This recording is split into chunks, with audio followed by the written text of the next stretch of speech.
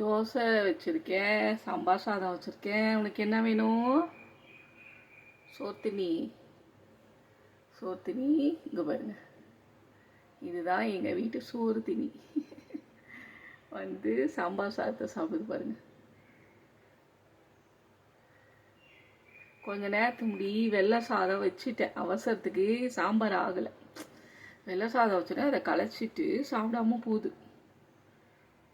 அப்புறம் மனசு கேட்காம சாம்பார் வச்சதுக்கப்புறம் இப்போ பிசைஞ்சு வச்சேன். இவ்வளோ நேரம் காணும், இப்போ சக்கப்போடு போடுது.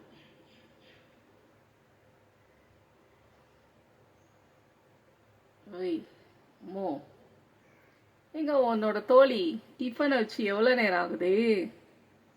ஆ, காலையிலே சாப்பாடும் டிஃபனும் எல்லாமே முடிஞ்சிருச்சு. ரெண்டுமே சேர்த்து வச்சுட்டேன்.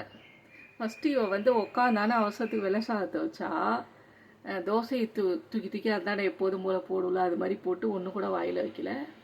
அவள் வெள்ளை சாதத்தெல்லாம் களைச்சி போட்டுட்டு போயிடுச்சு. அது நானும் எவ்வளோ நேரம் பார்க்குறேன், சாப்பிடுன்னு பார்க்குறேன். கடைசியில் வெள்ளை சாதமும் எடுக்கலை, தோசையும் எடுக்கலை, போயிடுச்சு. சரின்னா அப்புறமா சரி சாம்பார் ஆனவுடனே சாம்பார் போட்டு பிசைஞ்சு வச்சோடனே சாப்பிட்டு